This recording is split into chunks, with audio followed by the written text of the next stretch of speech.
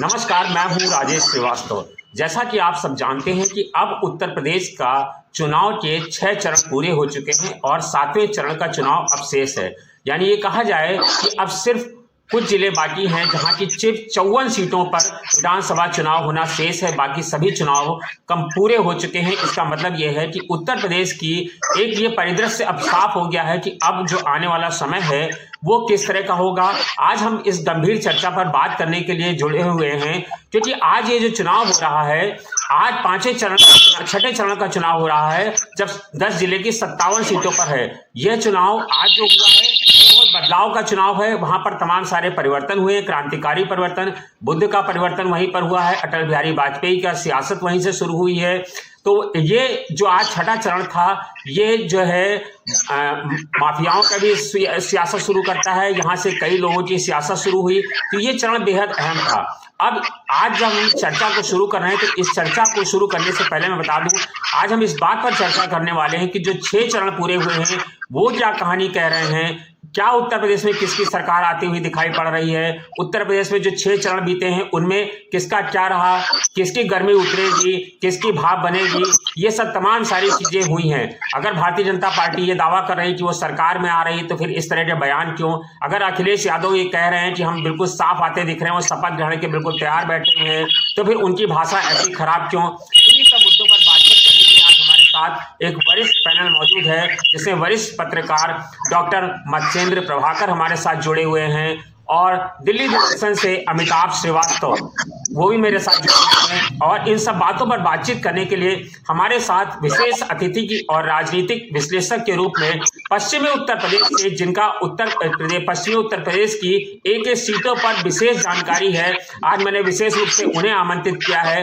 विजय श्रीवास्तव को। वह भी इस पूरी गंभीर चर्चा पर चर्चा करेंगे। सबसे पहले मैं जानना चाहता हूं डॉक्टर मत्स्येंद्र प्रभाकर को। डॉक्टर साहब नमस्कार। नमस्कार राजेश जी।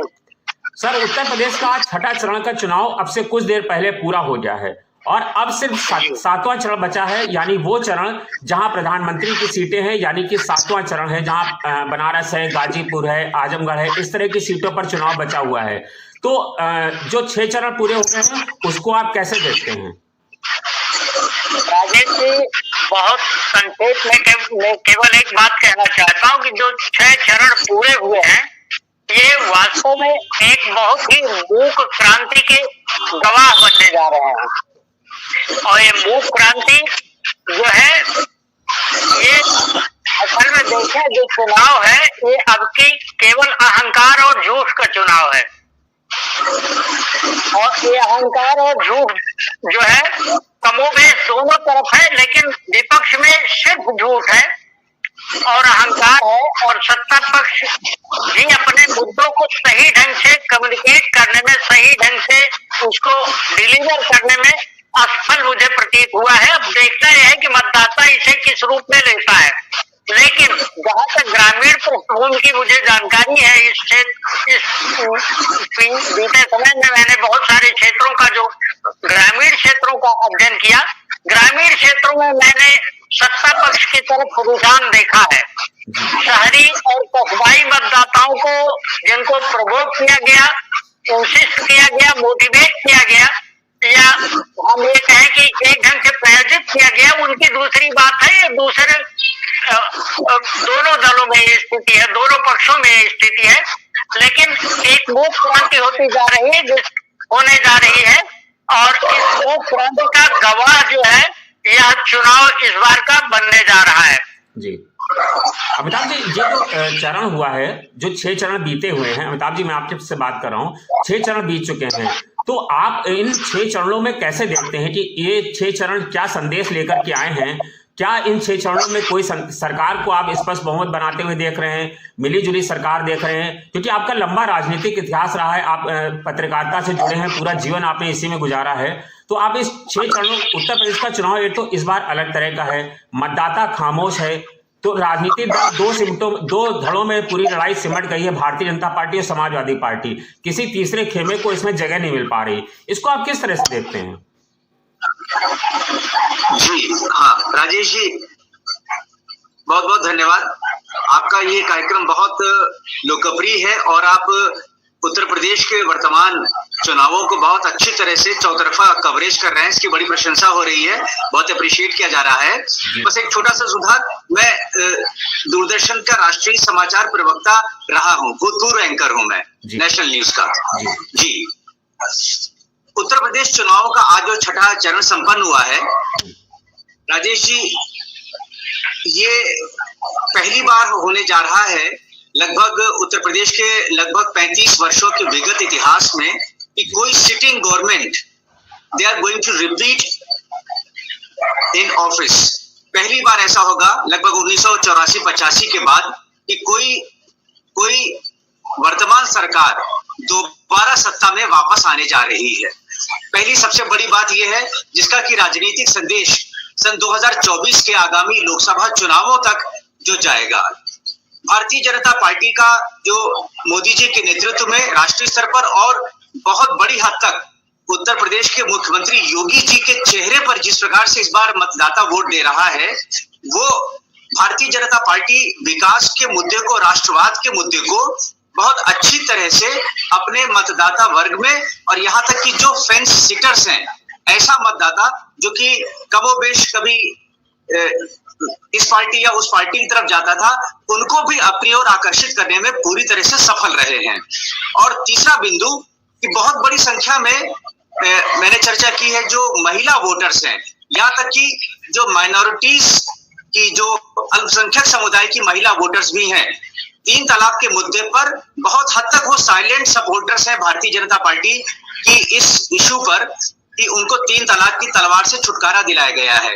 तो खुले तौर पर नहीं कह रही हैं वो, लेकिन ये महिलाओं का वोटर, और हमारा वो देश है जहां पर किसी योगी या संत को पूज्य माना जाता है। योगी आदित्यनाथ जी ने ऐसी सफल प्रशासनिक दृष्टि से सरकार दी है जहां पे विकास भी हुआ है। और चौथा बिंदु, कानून एवं व्यवस्था के मुद्दे को जिस तरह से उन्होंने माफियाओं के आतंक को खत्म किया है, जिससे उत्तर प्रदेश का जो आम मतदाता है, चाहे उसकी किसी भी पार्टी के प्रति उसकी निष्ठा हो या समर्पण हो, लेकिन जो आम शहरी है, आम नागरिक है, आम मतदाता है, वो उस समय को याद करके घबराता है जबकि विगत सरकारों के समय में यहाँ पर माफियाओं का आतंक था, जमीनों पर, प्लॉटों पर कब्जे होते थे और कन्याओं का, बहुओं, बेटियों का सड़क पर निकलना बहुत हद तक दुश्वार हो गया था। उन समस्याओं से निजात पाने के लिए एक बार पुनः इन 4 बिंदुओं पर भारतीय जनता पार्टी के प्रति बड़ा स्पष्ट समर्थन और निष्ठा देखने को मिल रही है। मैं फिर से दोहराऊंगा कि this government is going to repeat itself and this is going to be for the first time since 1985 that a sitting government is coming back to power.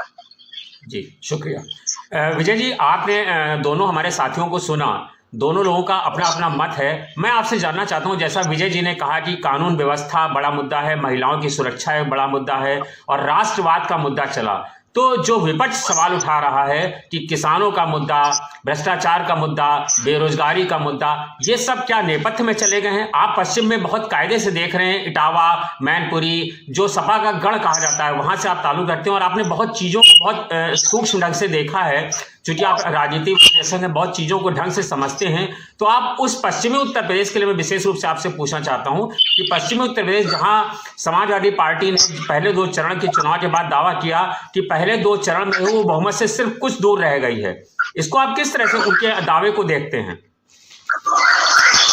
Rajesh ji, ये चुनाव बड़ा अजीबोगरीब चुनाव है और जो हमारे वरिष्ठ पत्रकारों ने कहा कि मूक क्रांति, एक्चुअल में हो क्या रहा है कि परसेप्शन पर यह चुनाव हो रहा है पूरा का पूरा, चाहे समाजवादी पार्टी का हो चाहे भारतीय जनता पार्टी का हो। और इसमें समाजवादी पार्टी को किसी रूप में देखा जाए तो जो एंटी इनकम्बेंसी का लाभ तो मिल रहा है, लेकिन चुनाव चूंकि आमने सामने का है और बहुत सा वोटर ऐसा है जो विरोध तो सड़क पे करता है, लेकिन ऊपर के नेतृत्व को देखते हुए, लॉ एंड ऑर्डर को देखते हुए उसी को वोट कर रहा है, वो लोकल के प्रतिनिधि को वजन नहीं दे रहा है। ऐसी स्थिति में जहां एक और लॉ एंड ऑर्डर के नाम पर और विकास के नाम पर, अनएम्प्लॉयमेंट के नाम पर समाजवादी पार्टी लाभ लेती हुई दिख रही है, लेकिन जो माइनॉरिटीज का वोट है और माइनॉरिटीज के वोट का जो पोलिंग का एक रिएक्शन है, उसका वस्तुतः हर पोलिंग पर लाभ भारतीय जनता पार्टी लेती दिख रही है, क्योंकि एक्शन का रिएक्शन एक नेचुरल फैक्ट है।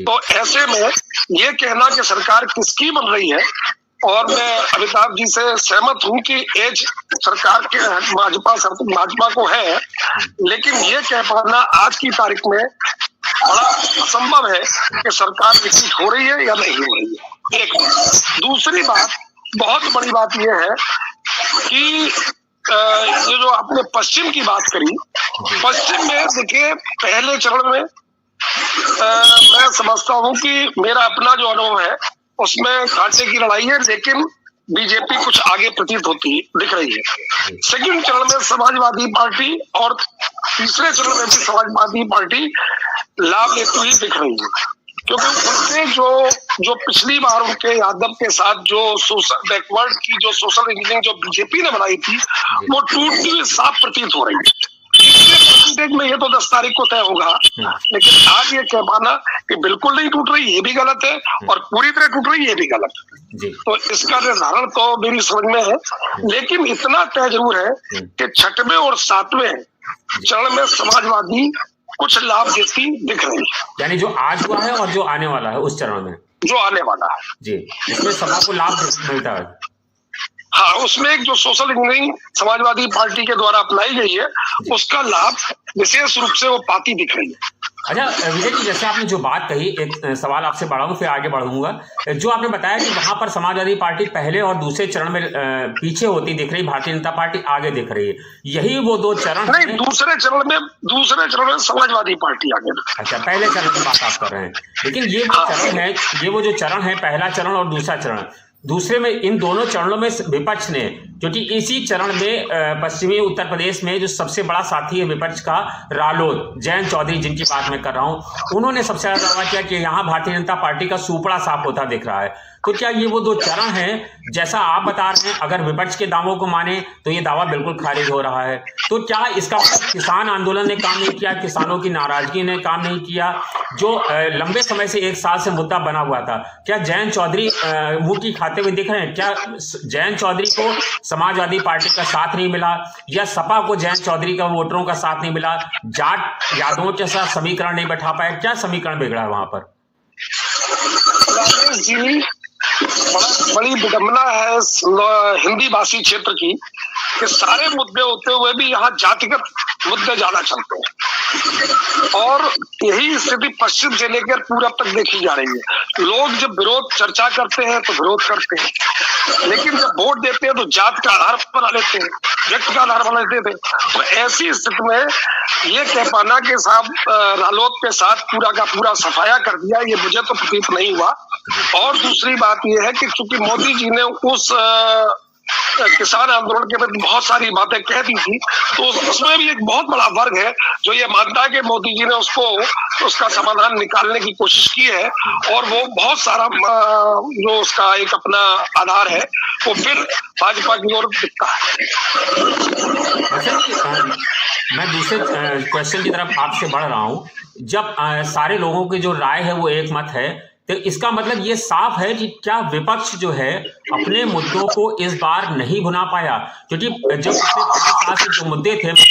पिछले 5 साल से जो मुद्दे थे, बेरोजगारी के मुद्दे, ये तो तय है कि सरकार दावा करेगी कि 4 लाख लोगों को उसने नौकरी दी है, लेकिन वो सब नौकरियां आप भी जानते हैं, हम भी जानते हैं कि सब एजेंसी के माध्यम से हुई, कोई किसी भर्ती नहीं हुई, वो भर्तियां नहीं हो पाई, बेरोजगारी चरम पर है। और जो किसानों के मुद्दे थे वो भी, मैं अपने मुद्दों की बात नहीं कर रहा हूं, ना हम लोग के मुद्दे, पत्रकारिता के जो विपक्ष उठा रहा था उन मुद्दों की बात कर रहा हूं। विपक्ष लगातार यही कह रहा था बेरोजगारी बड़ा मुद्दा है, किसान बड़ा मुद्दा है। तो क्या विपक्ष उन मुद्दों को नहीं उठा पाया? और एक सबसे बड़ा सवाल आपसे ये है, क्या भारतीय जनता पार्टी के बारे में जो कहा जाता है कि वो विपक्ष को अपने मुद्दों से भटका ले जाती है, अगर योगी जी ने एक बार ये कह दिया कि हम गर्मी शांत कर देंगे, तो पूरे भाषण काल में आप 6 चरण में देख लीजिए, अखिलेश यादव हर मंच पर यही बताते हैं कि उनकी गर्मी शांत हुई कि नहीं शांत हुई, भाप बना देंगे।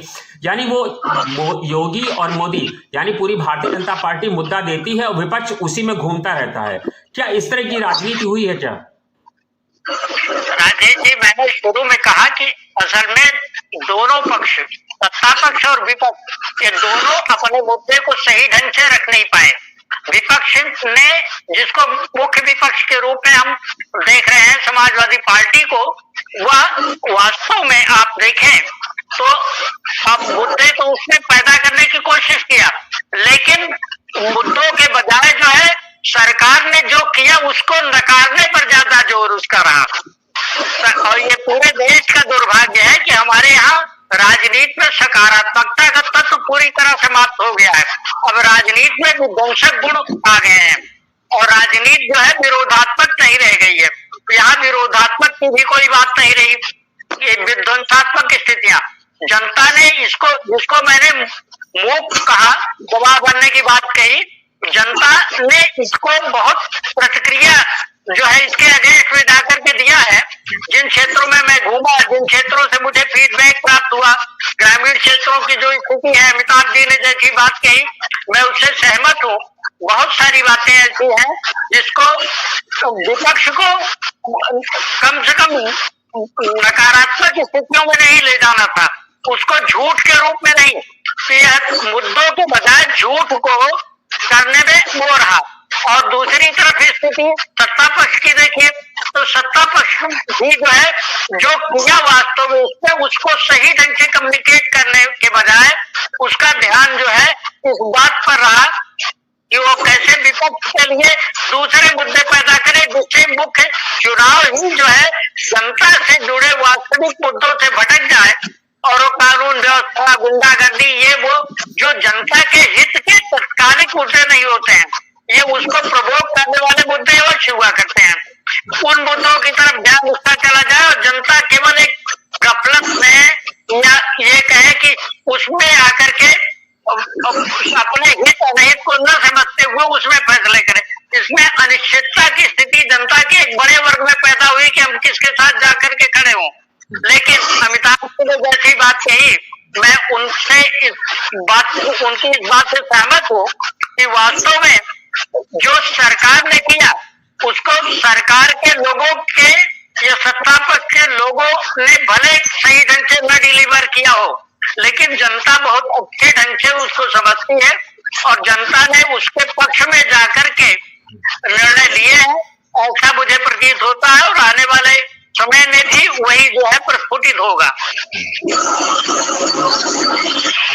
मैं क्षेत्र में था और गाजीपुर, सहारनपुर, इटावा, मैनपुरी समय घूम रहा था तो मैं ज़्यादातर लोगों से जब मैं सवाल पूछता था, जब लोग कहते थे कि हम भाजपा को वोट देंगे या इस तरह की वो संदेश देते थे, तो हम उनसे जब सवाल पूछते थे कि आपको उनकी क्या चीज़ समझ में आई, तो वो दो बातें करते हैं। एक तो ये है कि राशन, दूसरा सुरक्षा, और तीसरा वो बात करते हैं हिंदू मुस्लिम की बात कि उनको नियंत्रण में ला दिया। यानी कि जो है बात करते हैं कि मुख्तार अंसारी को किसी और में साहस था क्या, मुख्तार अंसारी को पीछे भेज दिया, आजम खान को किसी में साहस था क्या जो भेज दिया, हमको राशन दे दिया गया।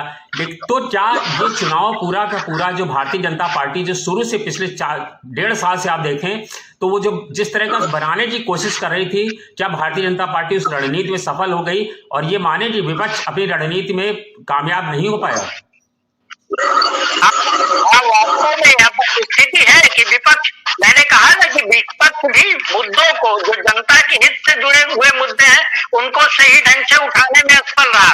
उसने कुछ बातों को, दरअसल रोजगार और नौकरियों का जहां तक प्रश्न है, आप देखिए कि जब पूरी व्यवस्था न केवल प्रदेश की, देश की, बल्कि दुनिया की व्यवस्थाएं प्रभावित हो रही है, दुनिया भर में नौकरी के, जिसको नौकरी के रूप में कहा जाता है, चाहे निजी क्षेत्रों की नौकरी हो या सार्वजनिक क्षेत्रों की, उसमें जो है नौकरियां घट रही हैं। नौकरियां घटने की वजह टेक्नोलॉजी है। हम गांव से लेकर के गांव में, अब उत्तर प्रदेश के गांव में तो हल दुर्लभ हो गए हैं दिखाई देना, ये स्थिति है।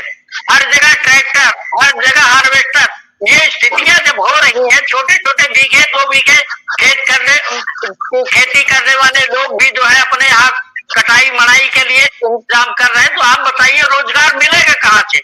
और नौकरियों का भी प्रश्न यही है, उत्पादकता नौकरियों में रह नहीं गई है। सार्वजनिक क्षेत्र में तो काम न करने जैसी स्थिति हो गई है। एक वह वर्ग जिसके लिए काम करना जरूरी है, काम दिखता हुआ जरूरी है, होता हुआ दिखना जरूरी है। उस वर्ग को छोड़ करके शासकीय क्षेत्रों में भी एक बहुत बड़ी स्थिति जो हुई है पूरे देश के स्तर पर सार्वजनिक सेवाओं में, वह यह है कि सरकारी दफ्तरों में काम करने की प्रवृत्तियां घटी हैं और काम न करने की प्रवृत्तियां हावी हुई हैं। तो इसकी वजह से नौकरियां कम हो रही है, जिसमें मुख्य कारण टेक्नोलॉजी हो रही है। हर आदमी हर काम को जो है दुनिया मुट्ठी में करके उससे आज चेक करना चाहता है। हम ई शॉपिंग कर लेना चाहते हैं, बाजार नहीं जाना चाहते हैं। जो काम पहले बाजार में हमने छोटी छोटी दुकानों पर देखा है, जहाँ 3-4 सेल्समैन काम किया करते थे, 10-12 किया करते थे, वहाँ आज 1-2 या जो है 5-7 के बीच में स्थितियां रह गई हैं। तो रोजगार तो इस तरह से कम हो रहे हैं और नौकरियों की स्थिति इसलिए कम हो रही है, सरकार जो है उनको प्राइवेट क्षेत्रों के लिए देने के लिए बाध्य है। अपनी तमाम जो संगठन है, तमाम उपक्रम है, सरकार के सब तमाम जो प्रतिष्ठान है उनको दे रही है। इस सरकारी सेवाओं में उत्पादकता पर कोई जोर ही नहीं है। सरकारी सेवाओं में लोग नकारात्मकता की स्थिति और समय को अकर्मकता की सीलिंग बिता देना चाहते हैं। यह कारण है। मैं अब रोकूंगा, मैं आपके पास आना चाहता हूं अमिताभ जी, ये जो चुनाव हो रहा है उत्तर प्रदेश का, क्या दोनों की भाषा आप देख रहे हैं कि अखिलेश यादव की भाषा और योगी आदित्यनाथ की भाषा, क्या इस चुनाव में कुछ मुद्दे ऐसे उठे जो अखिलेश यादव की तरफ बहुत उम्मीद से देख रहे थे, लेकिन अखिलेश यादव की जो चुनाव में भाषा बिगड़ी, हालांकि भाषा मुख्यमंत्री योगी आदित्यनाथ की भी शुरू हुई और अखिलेश यादव ने जिस तरह की भाषा का इस्तेमाल किया, दूसरे कुछ बीच में तमाम तरह के संदेश आए कि हमारी सरकार 10 मार्च को आएगी तो हम आपसे निपट लेंगे। अखिलेश यादव ने भी तमाम तरह के संदेश दिए कि सबकी फाइल बन रही है, सबके नाम नोट हो रहे हैं, 10 मार्च को हम निपट लेंगे। क्या ये जो संदेश आए, क्या इससे लोग अखिलेश से दूर हुए? जी राजेश जी, आपने बहुत प्रासंगिक विषय उठाया है। देखिए, भारतीय राजनीति जो सन 60 और सन 70 के दशक में थी, बल्कि सन 80 के दशक तक भी थी, आज तब की और आज की राजनीति में जमीन आसमान का फर्क आ चुका है। ये आप सभी बहुत वरिष्ठ लोग हैं, आप सभी लोग जानते हैं। उस समय वो दौर था राजनीति का जब व्यक्तिगत विषयों को नहीं पब्लिकली नहीं कहा जाता था, व्यक्तिगत टिप्पणी या व्यक्तिगत छींटाकशी नहीं की जाती थी, विरोधियों का भी सम्मान होता था, भाषाई मर्यादा रखी जाती थी। लेकिन आज की राजनीति इतनी क्षुद्र स्तर की राजनीति हो चुकी है, ये पिछले लगभग 30 वर्षों से ये राजनीति में जो क्षरण हुआ है, जो ह्रास हुआ है, जो गिरावट आई है, ये उसका एक दुष्परिणाम है कि न भाषा की मर्यादा है, न व्यवहार की मर्यादा है, न एक दूसरे के मान सम्मान की चिंता है, व्यक्तिगत टिप्पणियां की जाती हैं, व्यक्तिगत जीवन पर छींटाकशी की जाती है, किसी के वस्त्र आदि पे टिप्पणी की जाती है, किसी योगी या संत के कपड़ों का जो कलर है या रंग है उस पर टिप्पणी की जाती है। तो जाहिर है राजनीति का ये जिस प्रकार में गिरावट आई है, ये उसी के सब लक्षण है, उसी के सिम्टम्स हैं। मैं एक बात और यहाँ निवेदन करना चाहता हूँ कि जिस प्रकार से कोविड का प्रबंधन किया है उत्तर प्रदेश सरकार ने, उत्तर प्रदेश सरकार हमारे देश की पहला राज्य उत्तर प्रदेश रहा है जिसने कि इतनी बड़ी संख्या में लोगों का फ्री टीकाकरण जो किया है, टीकाकरण और जो मैनेजमेंट जिस प्रकार से कोविड का प्रबंधन किया है, उसको सारे देश में उसकी सराहना हुई है। न सिर्फ देश में बल्कि अंतरराष्ट्रीय स्तर पर पाकिस्तान की सेनेट तक में इसका जिक्र किया गया है, या वहां की जो असेंबली है, और ऑस्ट्रेलिया के मेंबर्स ऑफ पार्लियामेंट तक ने ऑस्ट्रेलिया तक में इसका तारीफ की है। तो योगी आदित्यनाथ जी के बारे में जिस प्रकार की विपक्षियों ने उम्मीद की थी कि ये एक संत हैं, इनको एडमिनिस्ट्रेशन या गवर्नेंस के बारे में कुछ पता नहीं है, एक तो उस धारणा को ध्वस्त कर दिया है। कोविड का प्रबंधन बहुत सही हुआ है। और दूसरी बात कि जिस प्रकार से कोविड काल में लोगों को जो मुफ्त राशन की उपलब्धि कराई गई है, हर गरीब परिवार जो बिलो पॉवर्टी लाइन, जो बीपीएल परिवार हैं, गरीबी रेखा से नीचे वाले परिवार हैं, उनको महीने में 2 बार मुफ्त राशन मिल रहा है, 5-5 किलो परिवार के हर सदस्य को राशन मिल रहा है। This is the world's largest free food programme. विश्व का पहला जो मुफ्त राशन देने का प्रावधान है, जो कार्यक्रम है, वो पहली बार इतनी सफलता पूर्वक किया गया है, जो कि बिना किसी जाति या धर्म के भेदभाव की किया जा रहा है। मैंने खुद व्यक्तिगत रूप से बात की है और बहुत सी मुस्लिम महिलाओं ने कहा है कि हमारे घर में जो गैस का कनेक्शन दिया गया या मुफ्त राशन दिया गया है, इसमें किसी प्रकार का हिंदू या मुसलमान या जाति का भेदभाव नहीं किया गया है। ये देखिए, ये जो मोदी जी ने और योगी जी ने जिस प्रकार के एक नया वोटर वर्ग पैदा कर दिया है, जो कि लाभार्थियों का वर्ग है, वो इस सरकार का जो बहुत जबरदस्त सशक्त समर्थन दे रहा है। राजनीति की पूरी परिभाषा, पूरी जो राजनीति की जो ग्रामर है, जो व्याकरण है, उसको बदल पाने में सफल रही है भारतीय जनता पार्टी इन चुनावों के दौरान। ये एक बहुत बड़ी बात है। महिलाओं का सम्मान, जैसे आप जानते हैं ग्रामीण इलाकों में शौचालय की व्यवस्था की गई, घरों में पानी दिया गया, नल से पानी दिया गया और पक्के मकान दिए गए, और फ्री गैस कनेक्शन, उज्ज्वला योजना में जो फ्री गैस कनेक्शन दिया गया वो महिलाओं को बिना किसी जाति के, धर्म के, मजहब के भेदभाव के दिया गया है। तो इससे आप देखिएगा जो महिला वर्ग है, मैं इसको रेखांकित करना चाहता हूं, वो भारतीय जनता पार्टी के प्रति अपनी निष्ठा को स्वाभाविक रूप से समर्पित कर रही है। महिलाओं को ये 70 वर्षों में किसी ने नहीं सोचा, और ये उत्तर प्रदेश की राजनीति की ये एक विडंबना रही है कि यहाँ पर खासतौर पर विगत 30 वर्षों में जिस प्रकार की घोर जातिवादी राजनीति की गई है, जातिगत जहर बोया गया है समाज में, और जिसका दुष्परिणाम राजनीति में भी देखने को मिला है, उसको बहुत हद तक ओवरकम किया है, दूर किया है, उससे ऊपर उठाया है राजनीति को मोदी जी और योगी जी की राजनीति ने। तो ये एक नया वोटर वर्ग पैदा हो गया है, जो कि लाभार्थियों का वोटर वर्ग है, जो सिर्फ ये देखना चाहता है कि धर्म और जाति और मजहब से ऊपर उठ के हमें फ्री पानी मिल रहा है, गैस कनेक्शन मिल रहा है, शौचालय की व्यवस्था हुई। महिलाओं के सम्मान का विषय है। महिलाएं इस बात के प्रति आशीष देती हैं सरकार को कि हाँ, हमारे बारे में पहली बार किसी ने 70 वर्षों में सोचा है। फ्री राशन मिलना ये विश्व की सबसे बड़ी योजना है। तो इन चीजों का लाभ मिल रहा है। मैं एक आपको एक छोटा सा उदाहरण देना चाहता हूं। पिछली सरकार थी 2017 से पहले, Uttar Pradesh public service commission Allahabad में, यानी जो यूपीपीएससी है, उसके जो चेयरमैन थे, जाति विशेष के चेयरमैन थे, और उनको माननीय इलाहाबाद हाई कोर्ट ने, माननीय इलाहाबाद उच्च न्यायालय ने सिर्फ करप्शन और भ्रष्टाचार के लिए, क्योंकि वो एक जाति विशेष और मजहब विशेष के लोगों की ही भर्ती करते थे पीसीएस और अन्य एग्जाम्स में, उनको पद से बर्खास्त किया गया। स्वतंत्र भारत के इतिहास में राजेश जी ऐसा पहली बार हुआ कि किसी पब्लिक सर्विस कमीशन के चेयरमैन को किसी हाई कोर्ट ने उसके पद से बर्खास्त किया गया हो।